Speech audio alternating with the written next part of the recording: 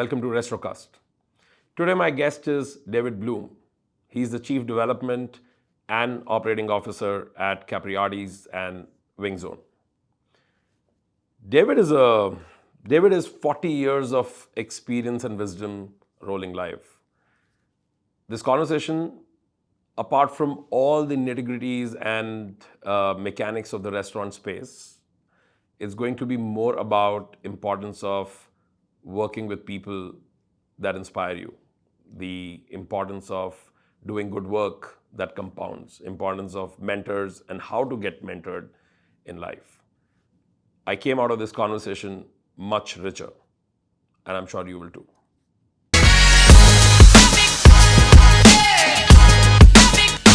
So, David, welcome to Restrocast. Thank you. Thanks for doing this. Thanks for having me. I appreciate it. This is a lot of fun.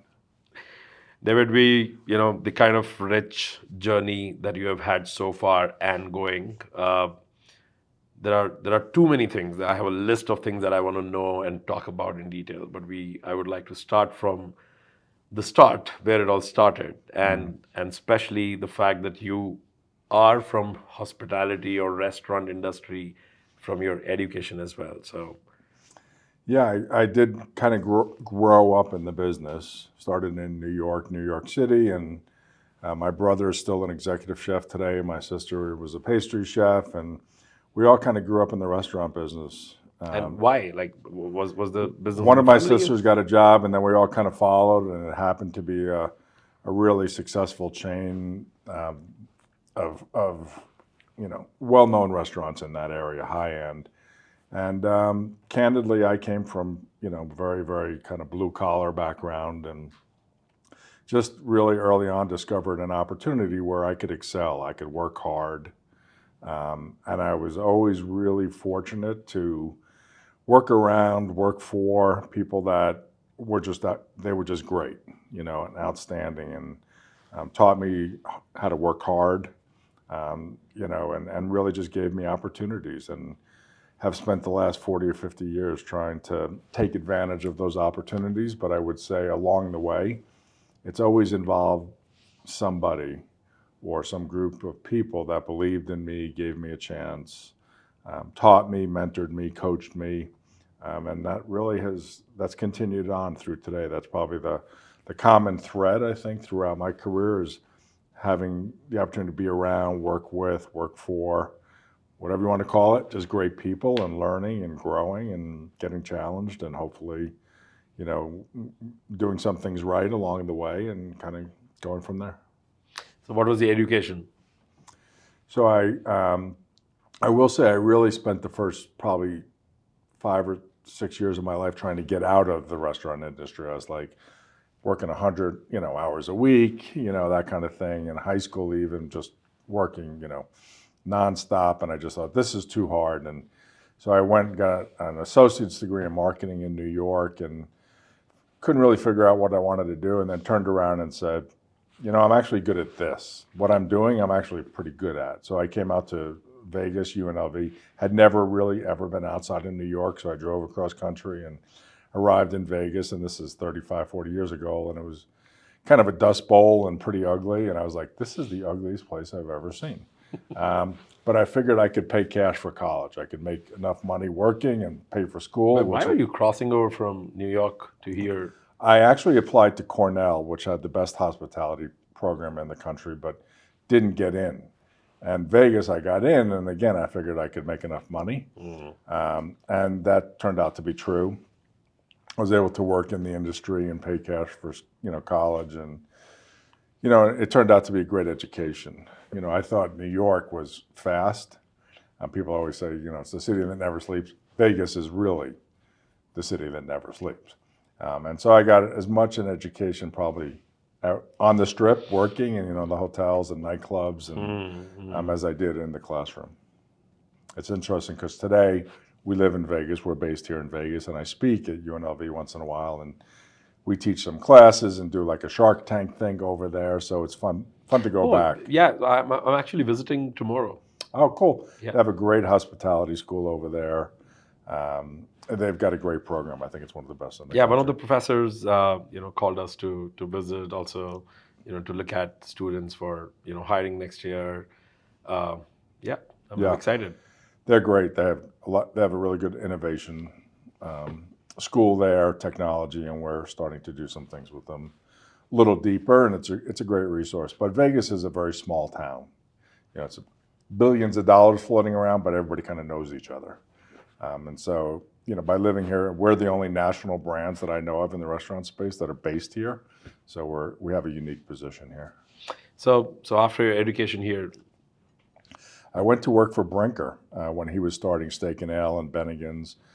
And I was just trying to get as much responsibility and as authority and what opportunities I could, early on. And Brinker put me through their management training program and really taught me how to run restaurants, how to run a P&L, and how to, it was during the sort of the early days of national brands expanding. So I got to run restaurants, multi-million-dollar operations. So that was your first job? That was my first job out of college, yeah. And it just gave me a tremendous amount of learning and growth. And that, again, I got to work for Norman Brinker. It was like literally, I think if you look, at one point in time, even today, a high percentage of the restaurant industry is run by ex-Brinker guys. He was just an incredible guy, an incredible mentor. So I worked for them for a while, and then I went to the hotel side of food and beverage for a company based out of London called the Rank Organization. They owned here Hard Rock and Universal Studios and so I got to do my own concepts for a while, which I always wanted to, just do my own thing, So I got to do that, moved around the country. My wife and I was always the guy, like, wherever the opportunity is, we're there. So we've moved like 18 times or something like that. Oh, wow. So my wife's a saint, and, she put up with ridiculous amounts of things. And then I moved to Denver to take over a hotel with this company. And I got introduced to a company called Quiznos Subs. And Quiznos was 18 restaurants in Denver, Colorado. That was it. And some partners. And all of Quiznos, or? That was it, yeah. Quiznos only had 18 restaurants in Denver. That was it. And so my partners and I opened the first restaurants outside of Denver and outside of Colorado and became big area directors and opened a few hundred stores. And sorry, you took the franchise, or? Well, we were franchisees, so that's how I started in franchising. And then we became area directors, where we own the development rights for Southern Colorado, North Texas, and Louisiana, and did a few hundred restaurants. And then went out and bought a fast casual Asian concept ourselves. We bought the company, spent a couple of years doing that, and it failed. Lost a couple $1 million, which hurt.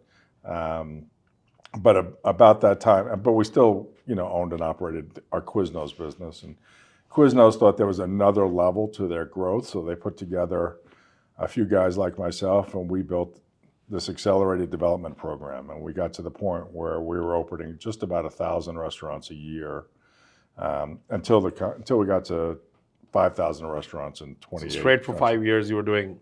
I did that for 18 years.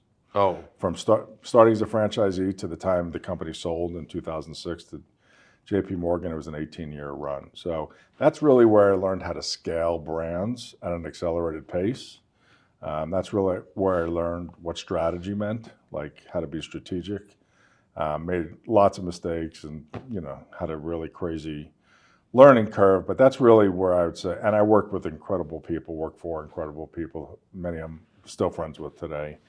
So what was that 18-year journey like? Like, what were you doing, and what kind of growth Quiznos was going through? Yeah, Zoom in. I would say that, it's interesting. Very few people make that ride to go from, basically 18 restaurants to 5,000 restaurants. 20. Yeah. There's not a lot of people that just take that journey, right? Like, people are there for different early phase, mid phase, corporate phase, So I was really fortunate to be able to stay there that whole time and be a part of that, and again, work for some just really smart people and get exposed to private equity world, and get exposed to people, the brightest MBAs that we'd bring in to try and crack the codes, build algorithms and crack, site dynamic or predictive indexing today, things that are common today, we're trying to do early on. It was just an incredible experience, but I would also say I would not want to do that again. Again, we moved many times, and we moved up to Canada to run development in Canada. We built 500 restaurants up there. It was just a great opportunity, and I'm very thankful for the people. I think, pardon my ignorance, I always thought that Quiznos was Canadian. No. I mean, it was, yeah, I was dreading asking that question because I'm supposed to be, Oh. you know, I should know about restaurant industry a little better because I need to sell to them. But then, Yeah, it was based in Denver. We had an office in Toronto. Our Canadian office was in Toronto. So my wife and I, again, moved up there to take over development and run things up there for a couple of years, and had a great experience. We took Quiznos into Quebec, so it was one of the first non-English speaking markets Quiznos had gone into, so I got to learn how to do that. And it became the #1 market in North America, which was great. And again, worked with some great people who I'm still friends with today. so So these 5,000 restaurants were in North America, or they were? they're in 28 countries. The majority were Wow. here in North America, but and I wasn't really early on that involved in the international side of things because they were more master development partners. Oh. So I wasn't all that involved in that. The only international market I really was deep into was Canada. Yeah, but again, it was just I'd say that, again, another common thread for me is always kind of being over my head a little bit. When I first went and opened my own concepts and I had never done that before. I moved to a resort in South Carolina, and within a year, we were building what has today is 1,400 room resort property with, professional sports and tennis. I had never even been around a pool before, and I was designing pool bars and entertainment centers and nightclubs, and we had huge catering operations. And I just think, I kind of always had enough ego, frankly, to say, oh, I can do that. I know how to do that. Even though I really didn't know how to do that. But just figure it out. Yeah, I heard this. Somebody said, with God's grace and my mother's overconfidence, I can do this. That is really good. But I never actually was self-aware enough to realize that. I just thought, yeah, I can do that. I'll go figure that out. And then a lot of sleepless sweating, waking up in the middle of the night sweating, like just scared to death, a lot of those nights. And I continue to have those, frankly. Yeah, I think that's your growth path. Yeah, I mean, I just, so I did that with Quiznos, and then I started my own companies a couple of times, and more like consulting businesses, helping other people grow and partnering, forming subsidiaries. And sometimes it worked and sometimes it didn't. And I got to spend some time outside of the restaurant industry. I worked with a company called Clockwork Home Services. They were a couple of $2 billion in, heating and air conditioning, plumbing, electric brands. And so that was really interesting. Like facility management for home? No, all residential services. Oh, okay. That company got sold to Direct Energy of Canada. So that was just a really interesting time to learn that industry. I moved to Kenya to take over an education company. That became the fastest growing education company in the world. I saw that, and that was a for-profit social enterprise. Yeah, exactly. My wife and I have always been, pretty invested in missions work and ministry, building orphanages and schools and things like that around the world, especially for kids. That's kind of where my heart's at. And so this was an opportunity to mix my passion with my my skill set and help a company scale, not using a franchise model. They're all company owned and operated. But doing work over in Kenya, initially just in Africa. Today they're kind of global, and then big investors coming on, Gates and Zuckerberg, those guys kind of came on and made investments. So I was only there for a little while, but that was a huge learning curve. Of what kind? Like why did you take that up? Like, was it the social work piece, or was it the opportunity to scale, something? And Africa is wild, figuratively and literally. So yes, I've always been drawn to opportunities and challenges that I think are really interesting, where I think I can make a significant difference. I want to be part of a team. I've learned that being on a team is really important for me. I'm not the visionary CEO kind of guy. I'm more a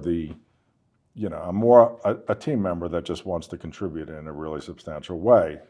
And so I kind of found that, I gravitate towards the group as much, the people as much as the challenge, the business.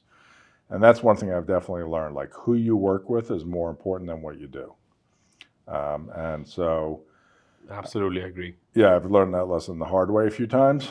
I honestly, I carry that lesson, almost for all stakeholders in the business. I include my customers in that. I mean, Yeah. I learned that the hard way, that like you don't want to work with, partners, colleagues who are not at your frequency, but you don't want to deal with vendors as well as customers Yeah. who also, because it's not going to be prosperous at the end of the day for anyone in that No, equation. we call it values alignment, right? Like, work with people whose values align with yours. That's, I think, the fancy way of saying it. But the reality is, just work with people that, when I think of it, when the phone rings, if I see your name, I want to answer it. That's good. If the phone rings, I see your name, like, oh, I don't want to have to talk to this guy. That's not good. Yeah. So that's my litmus. That's a good test. That's my litmus test for, are we aligned, right? So got to do that. Came back to the States, worked with a couple of different companies, ran some companies, and again some different verticals. I was in the shared office space for a little while, back when WeWork was growing. This was a franchise model of kind of WeWork, and So you worked with a company. I was COO or president. I don't remember what I was. I might have been president of that company. Which one? Called Office Evolution. Office Evolution. Okay. If I was COO and not president, forgive me. I have trouble remembering Yeah. So my titles. But a good friend of mine, David Barr, who I had worked with back at Famous Brands International, he was chairman of the board, and Famous Brands owned TCBY and Mrs. Fields, had about 900 locations in about 33 countries. I'd worked for him there. He invested in Capriati's, and that's kind of how I ended up at Capriati's about 6 years ago. And then we acquired WingZone about 2.5 years ago, and kind of been working on that ever since. So what happened between Quiznos and Capriati's? Why did you were staying away from anything restaurant or anything food service? Again, I've always been more drawn to like a really interesting, maybe semi-entrepreneurial challenge versus, hey, I know how to do this. I can just do this and make money at it. Financial rewards are important to me, but the opportunity to grow and really maximize what I believe to be my potential, like in my own head, doesn't matter what anybody else thinks. Like, that's my goal in life. I want to finish life saying I did the best with what I had. I knew I was capable of certain things, and I went for it. Versus looking back and saying, I played it safe, I retired early, and I went fishing. That's just not interesting to me. So I think probably a function of being a little, maybe ADD a little bit. I really like the entrepreneurial side of things. I really like collaborating as part of the team. I really like doing things that other people maybe can't do.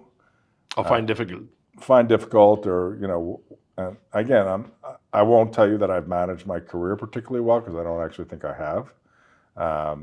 But I'm glad I took on those challenges. I'm glad I look back and go, yeah, I did that. I was able to, experience in that, be a part of that, and work for some people that are just, were incredible, some of the smartest people I've ever worked with, and some great mentors. And, so looking back on the journey, I'm really thankful for it. And as I look forward to where we're going, and again, the people I work with and for, I'm really appreciative of that too.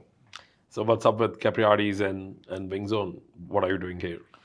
So Capriati's today, we've got about 175 open, 180 with about 300 in development, and just starting international for the first time, going into India. And then WingZone, we acquired 2.5 years ago. There were 70 restaurants, half domestic, half international. And it was during COVID, so the international business was completely shut down. And I think 20 of them are in Dubai. No, none in Dubai. Oh, okay. No, just Asia, going into India. WingZone. Yeah, WingZone.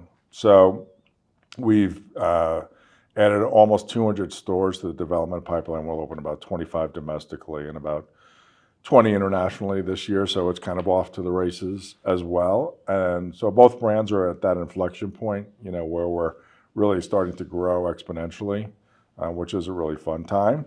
And we've just brought on a chief technology officer. We're about to bring on a chief restaurant officer.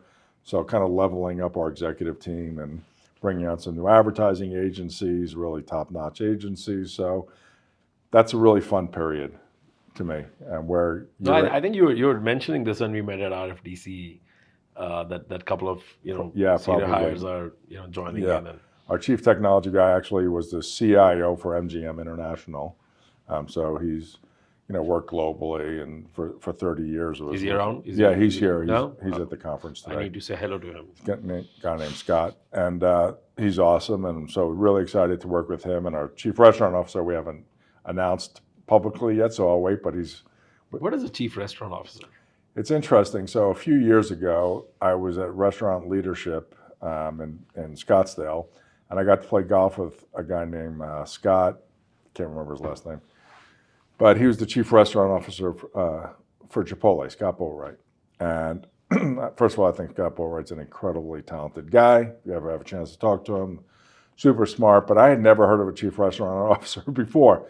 So after 18 holes of golf, I'm like, that's what we need. We need a guy just like that, somebody that just wakes up every day and is incredibly strategic, but also just deep into running great restaurants, great operations, great training, just is hands-on. Today still today I'm the chief development and chief operating officer for both brands, and frankly I do a pretty weak job on the operations side in particular. So I'm really excited to be getting a chief restaurant officer that's going to come in and have a huge impact on our franchise partners, our company operations, and really just the So when you say success of chief restaurant officer, are you replacing that COO with that? Yeah, and the COO often may oversee things like supply chain and other, sort of peripheral. Chief restaurant officer tends to just focus on operations and training. That's it. Be really kind of hyper-focused on that, which obviously is very collaborative with marketing and IT and everything else, supply chain. So you're saying the COO still remains? I will no longer be the COO. No, that's okay, but the role remains. No. We will not have a COO. We'll only have a CRO, a CDO, CTO. So it's just probably a little more focused than a COO. So who looks at supply chain now? The president. Yeah, we have a president and a CEO. So they kind of split things between them in terms of finance and supply chain and marketing. Yeah, so I'm excited. I think it's going to be really impactful for the brands.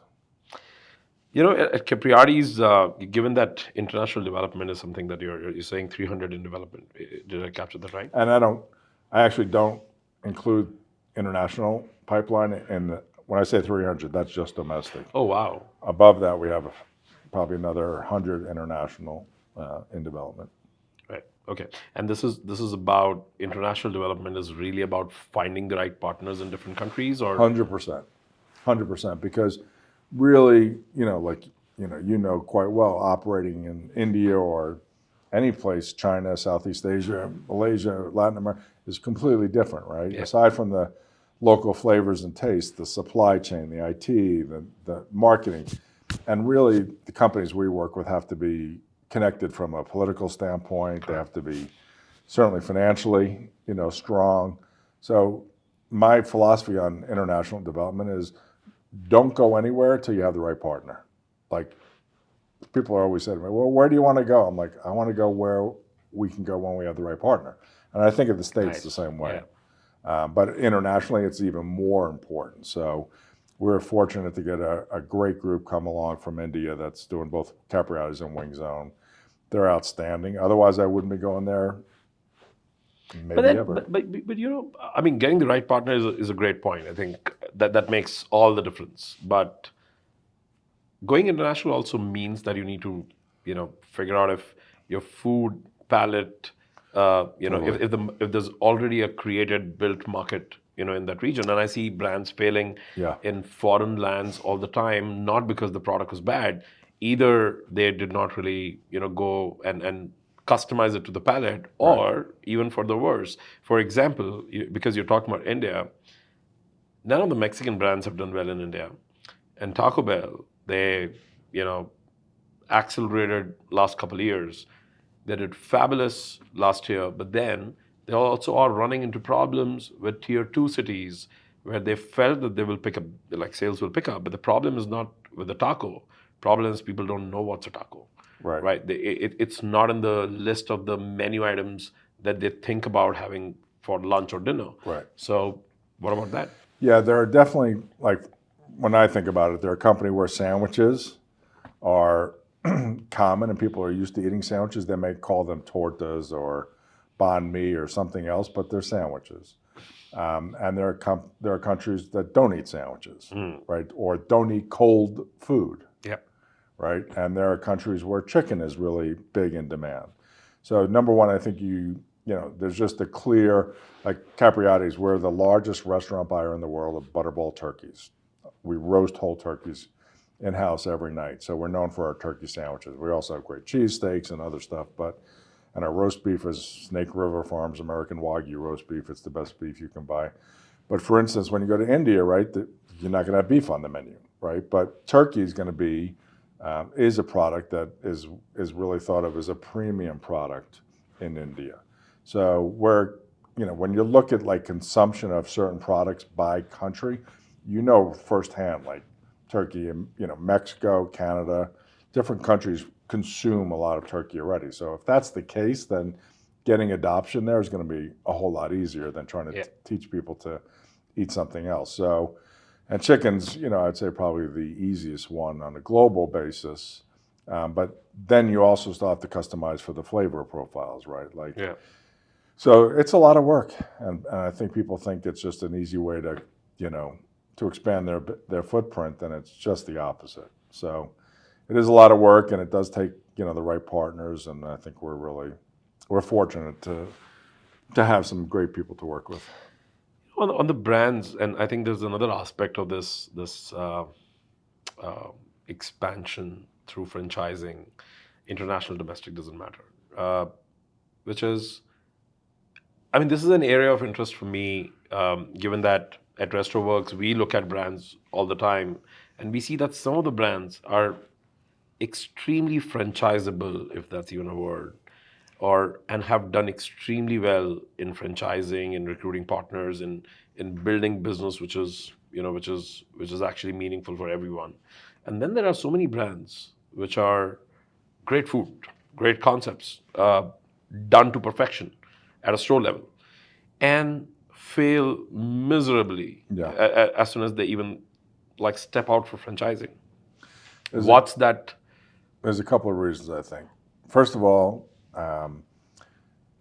running restaurants or running any business is a very different skill set than franchising and growing a business. They're totally different. So I see franchisees all the time that'll be like, hey, I've been a franchisee of whatever brand. I own 50 of them.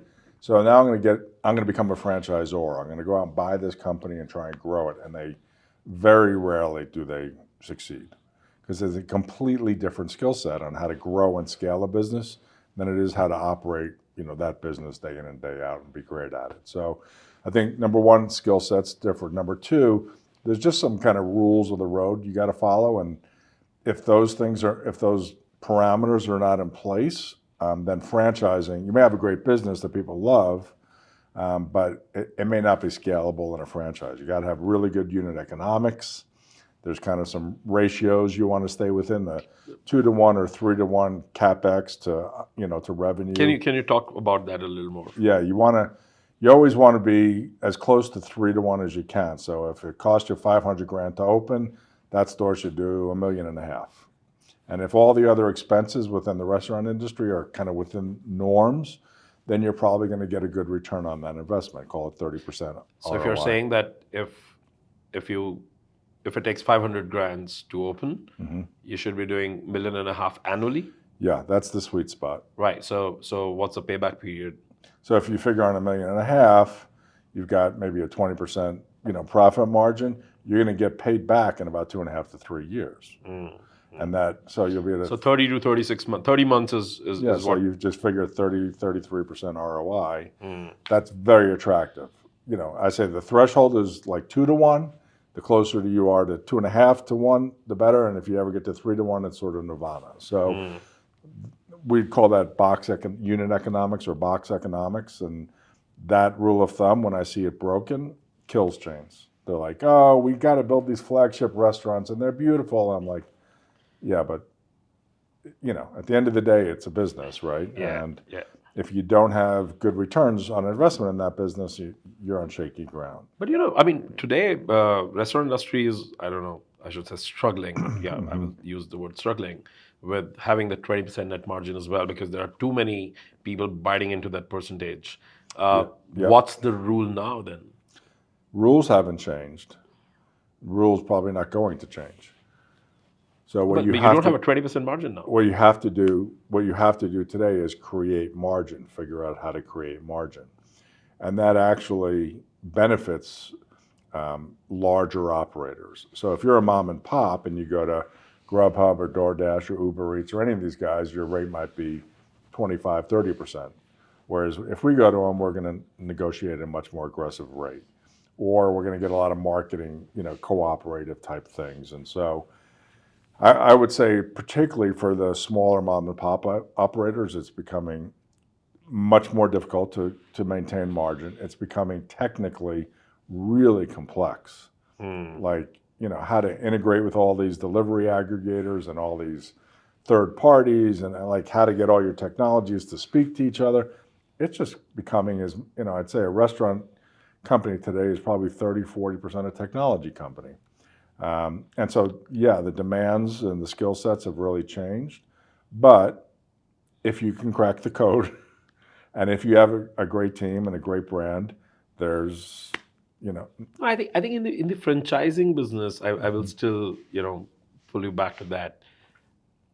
I don't really see, and help me in case I'm seeing it wrong. I don't really see that 20% net return, given that there is a DSP, there is delivery fee, there is continuous packaging fee, and and then a lot of other things have happened. Let's parse it a little bit. So like the DSP fee, we learned so we adopted the delivery aggregators very early on.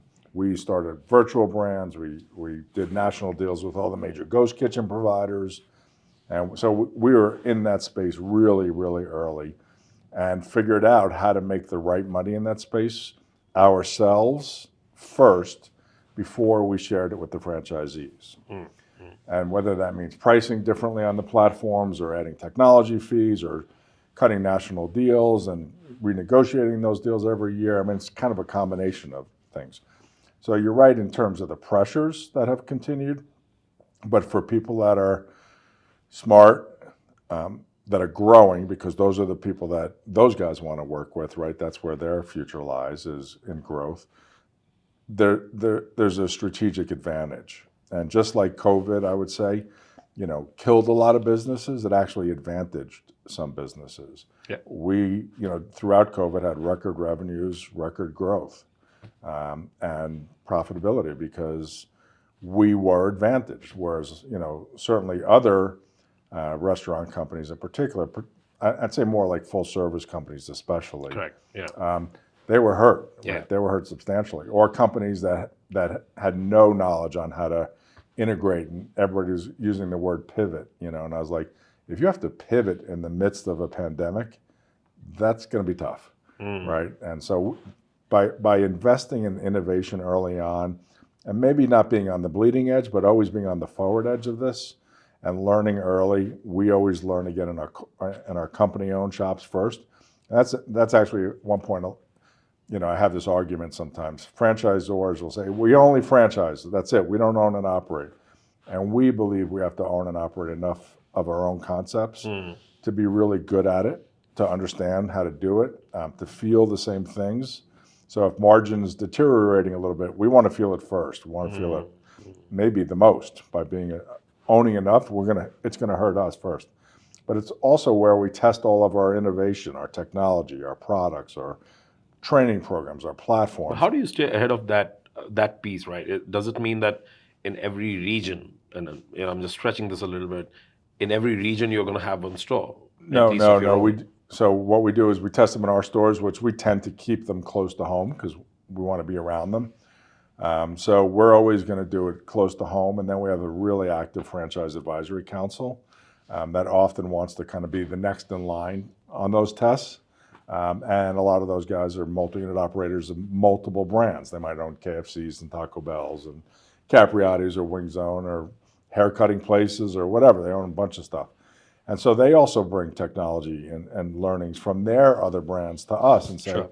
hey, we're doing this over here. You guys might want to take a look at it. So, coming from a technology company, you guys, that fail forward fast, paradigm is really kind of reality in the restaurant space today. And I think companies that are agile and good at it are probably going to be advantaged. Number two, because we're really deep in it and we understand it, we're really good partners for the technology companies because they need operators like ourselves to help figure it out, right? So when it comes to all the beta testing and early on, whether it was Olo, we did a lot of the beta testing for Rails. We're good partners with technology companies.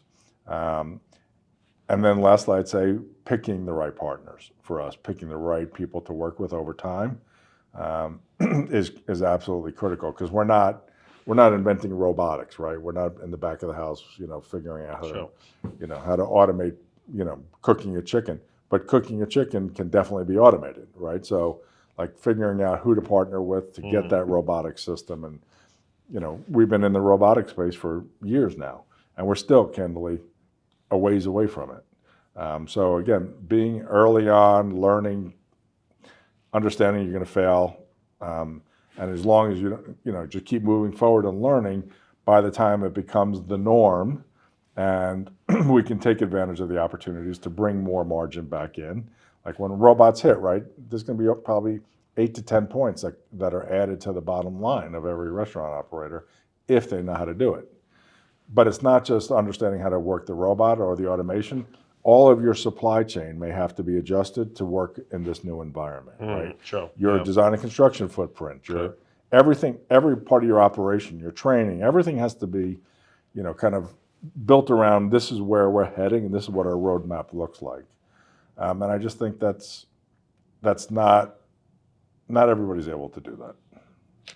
How do you look at? I mean, you're talking about improving the margin, and I agree with you. At all the places where, as a brand, when you're negotiating, margins, when you're looking at margin profile at each spot in the chain, you can probably add a few more points for everyone.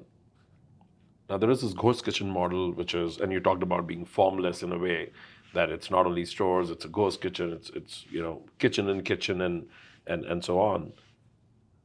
I see that more and more number of players are getting added to this chain, where somebody's saying, first there's a brand, then there is a franchisee, and then there is a kitchen operator, and then there is a franchisee inside a kitchen, and then there's somebody who's saying, oh, I'm gonna also market you because I'm a ghost kitchen operator, and somebody's saying, oh, I'm just gonna rent out the kitchen for you. I'm a WeWork for kitchen, and how many people are gonna bite into this pie?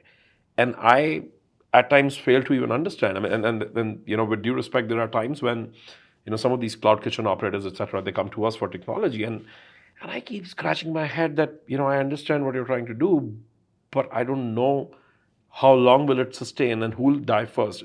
Is it the brand, the franchisee, you, the kitchen space person? How are you looking at this, and what's happening here? Again, we were early on in that space and tested with all the major players. Cloud Kitchen, Kitchen United, Reef have, had at one point probably had 40 or 50 of them open. And candidly, some did well, but a lot of them struggled.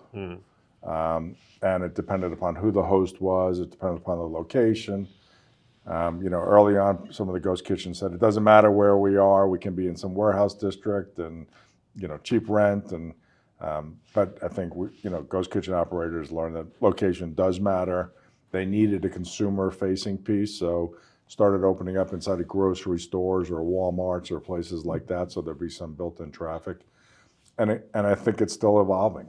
Frankly, I think that there are players and there are places where it works, and there's places it doesn't work, right? So it's one of those evolving deals. And for us, there's the added piece of, well, if that's a market where we really want to be, are we better having a brick and mortar type location that's going to do, 2 or 3 times the revenue than a ghost kitchen?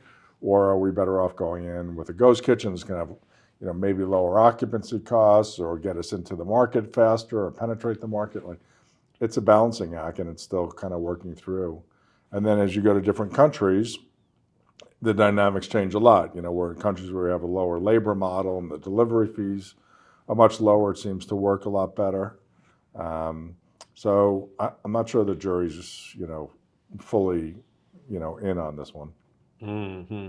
But on the ghost kitchen piece, are you franchising over there, or are you doing only company owned? No, we franchised, and again, we had some successes and some failures.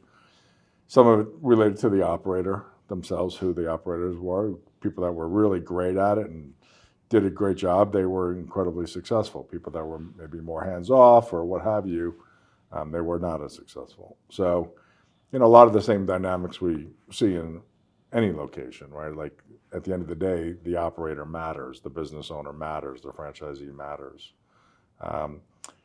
But I think it's still early, frankly. I think it's still evolving. And I have a number of friends that are CEOs of those companies, and they're really smart, and they have some great partners that, they brought along, some not just capital partners, but strategic partners that they brought along in the last few years. And so they're figuring it out.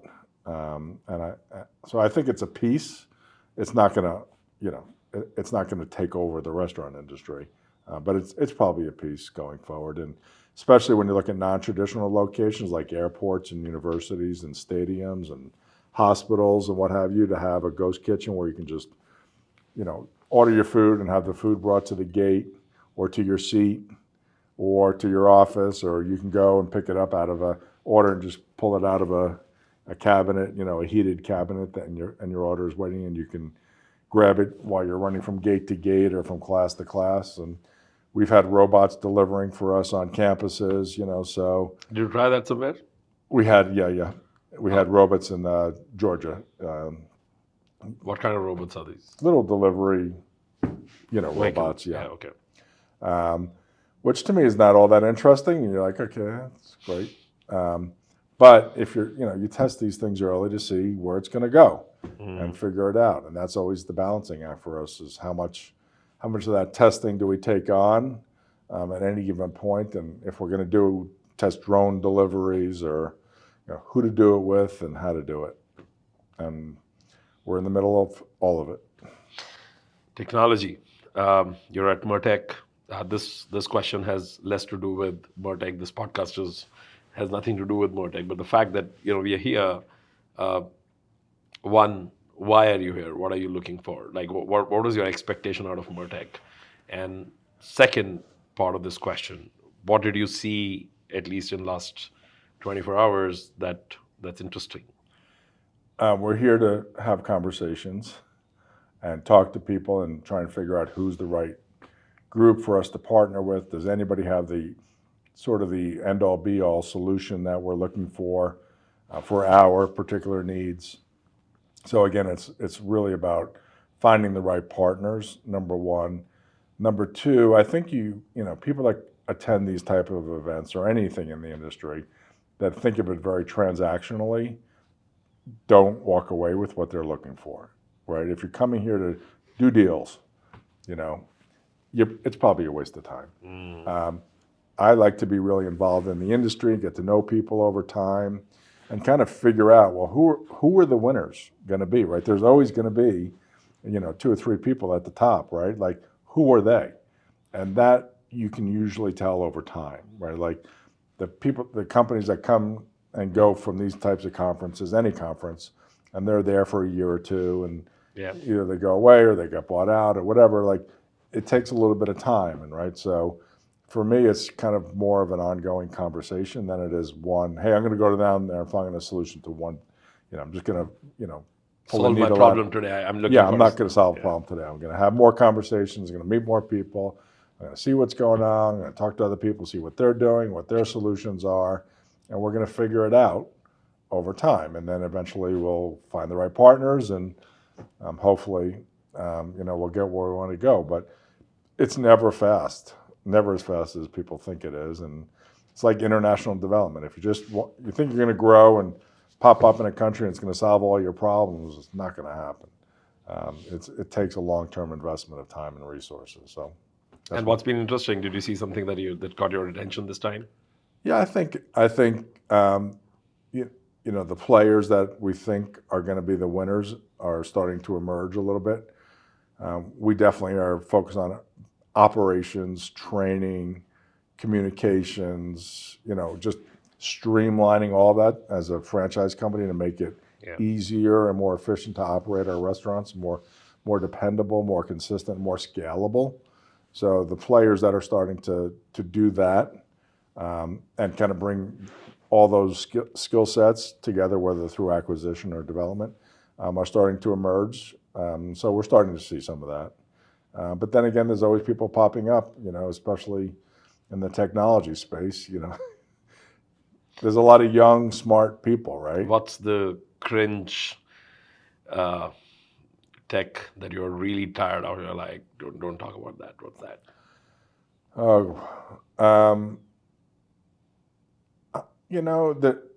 It's not so much cringe. We're in the fast casual space, right? So there's technology that just is not really game changing for us. Like robots delivering food to tables means nothing to me, right? Like that's not meaningful to our guests. And one thing we have definitely discovered through all of our analytics and surveys, et cetera, is there's things that customers like and they're embracing, and there's things that they don't like.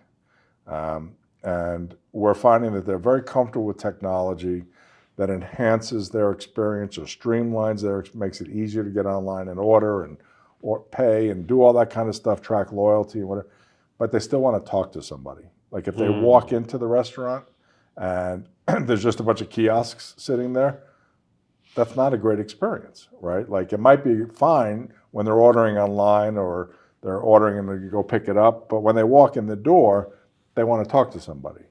So that, how to integrate or incorporate that human touch, whether it's around apps or kiosks or robotics, right? But I see that, that you made a very important point, but I see that continuously, like the conversations are conversations are only about kiosks, and we are a tech company, right? So it kind of, honestly, I've been a restaurateur, and I was a restaurateur before I was a restaurant tech company, and I actually still feel bad about QR code menus.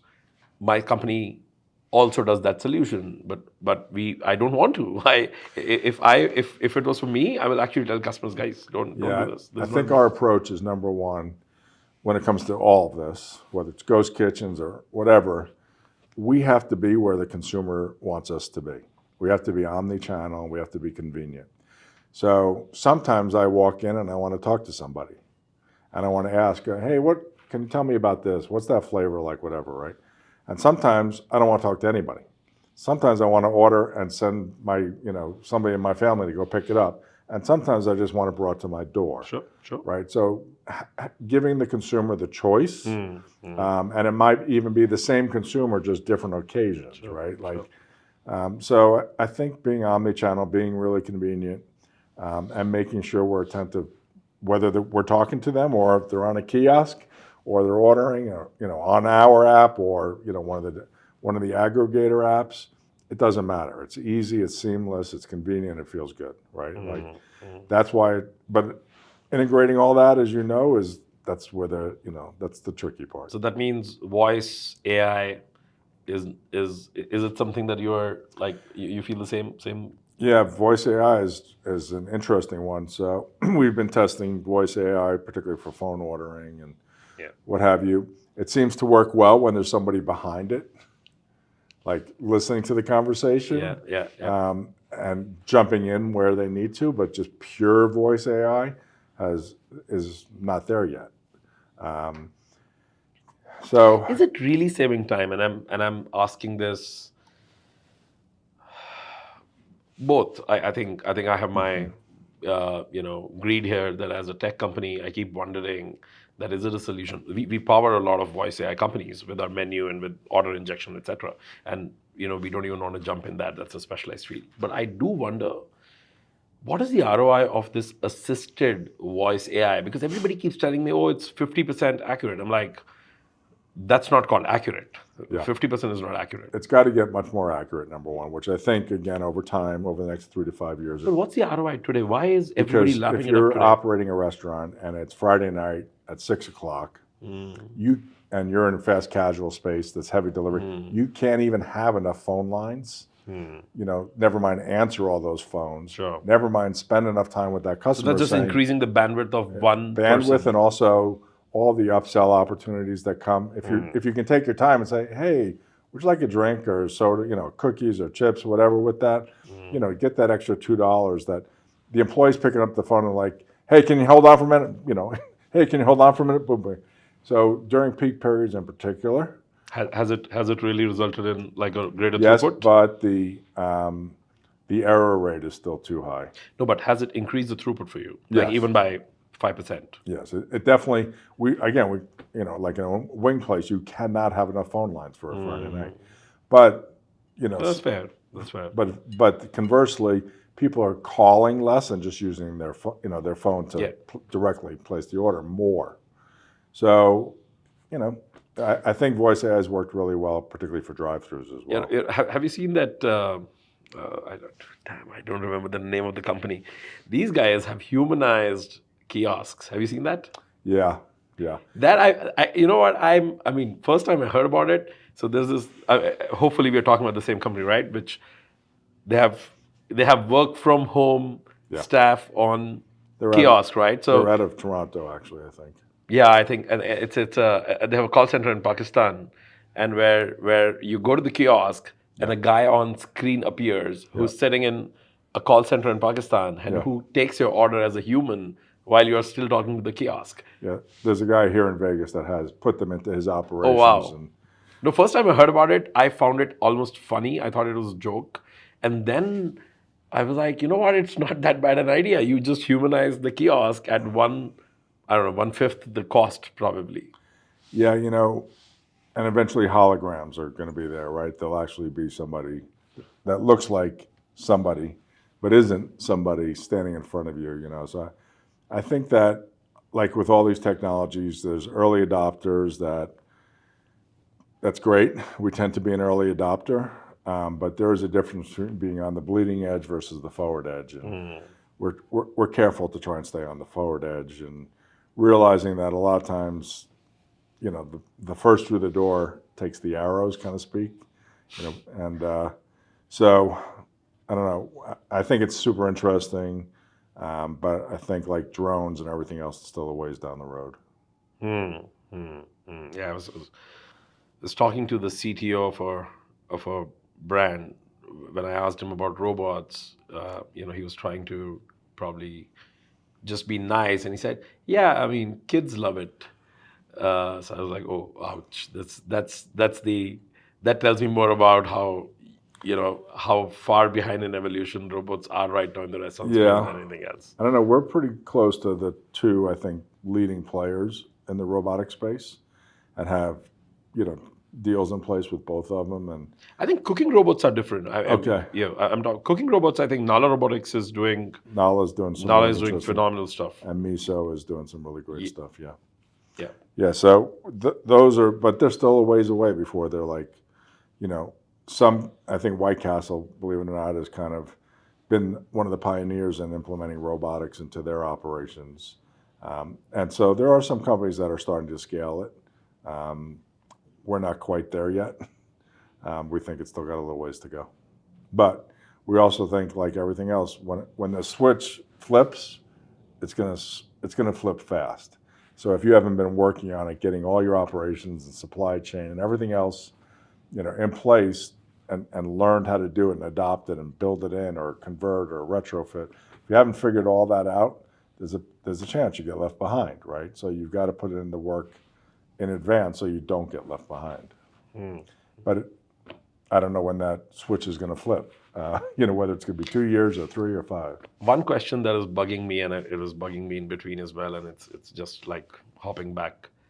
You're continuously talking about choosing the right people, working with the right people personally, or choosing the right partners, in franchising.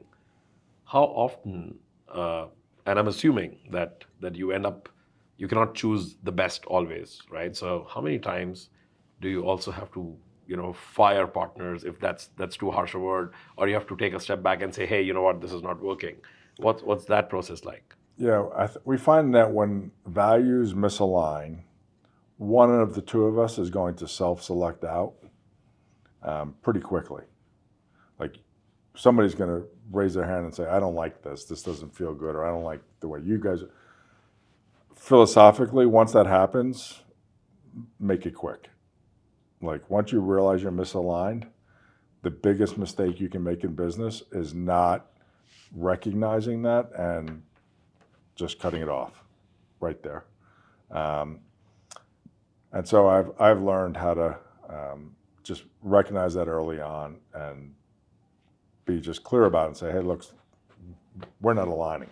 Like we're heading in different places.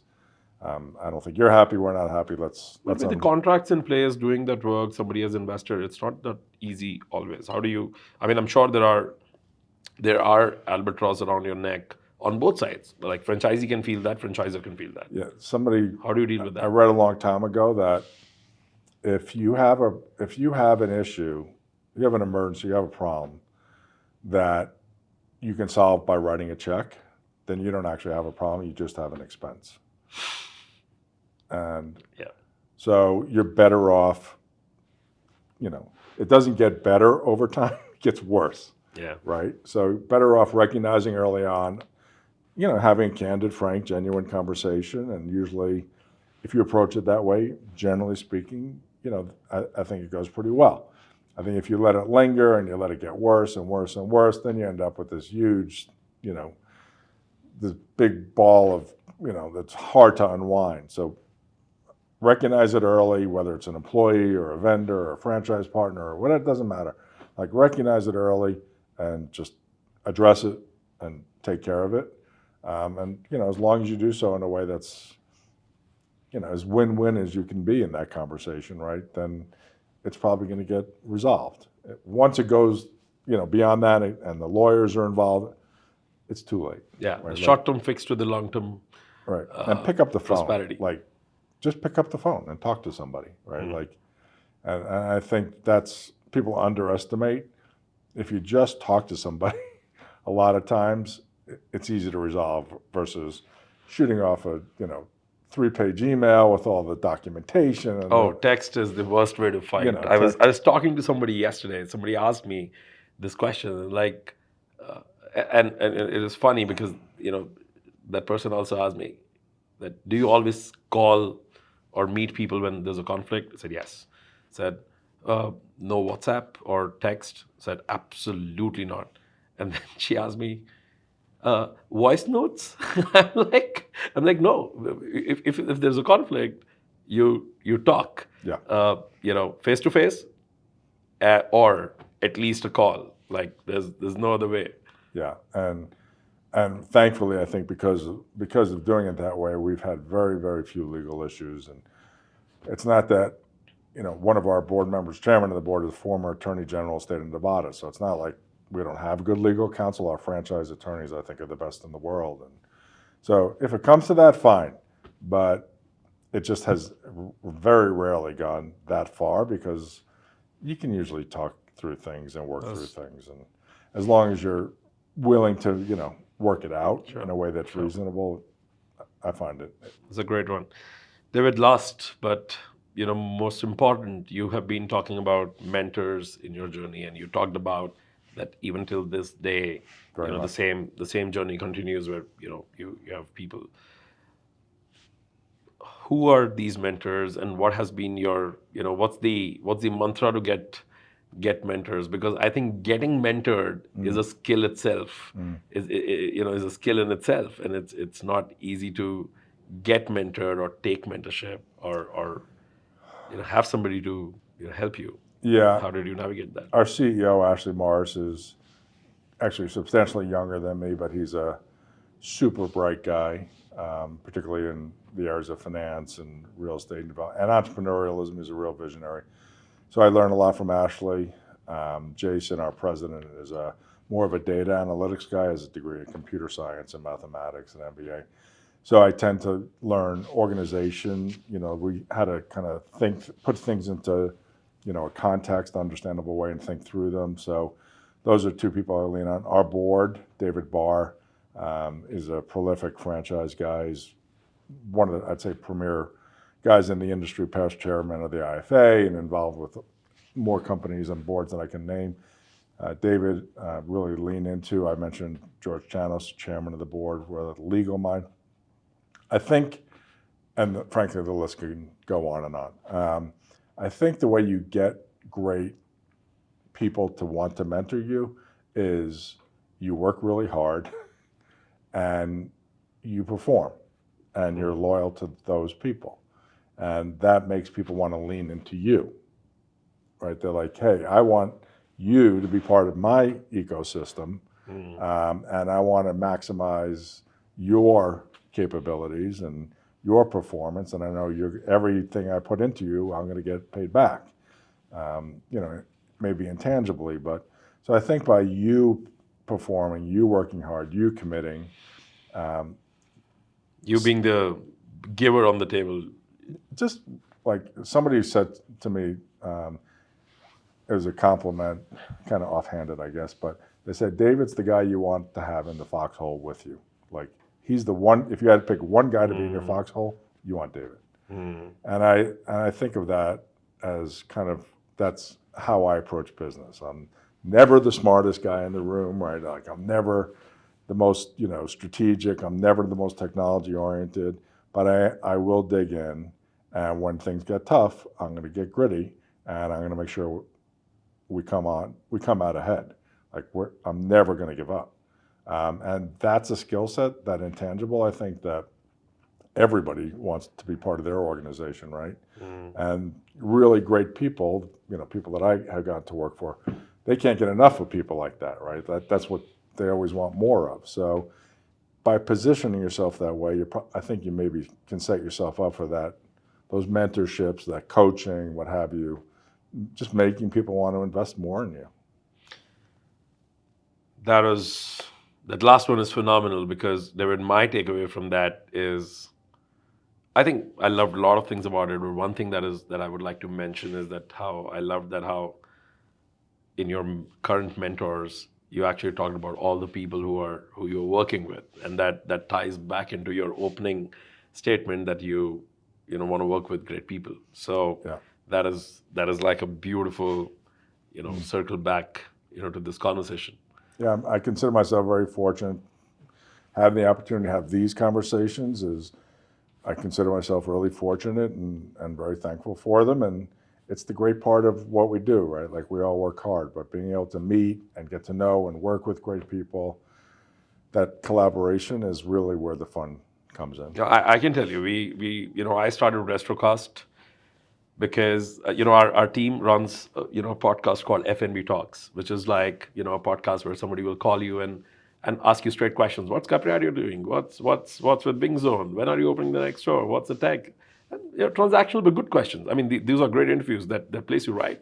And for me, it was literally, the definition was, hey, can I get what is the best way to spend 1.5, 2 hours with smart people who we look up to, who have done stuff that we are trying to get ourselves exposed to, in a setting where they're not looking at their phone. How can I pin them down and say, hey, talk to me, look at me? So I'm glad. I'm mission accomplished. Thank you. Appreciate it. Thank you, David. Great. Thank you, sir. It was great having you on Restrocast. Thank you. I appreciate it.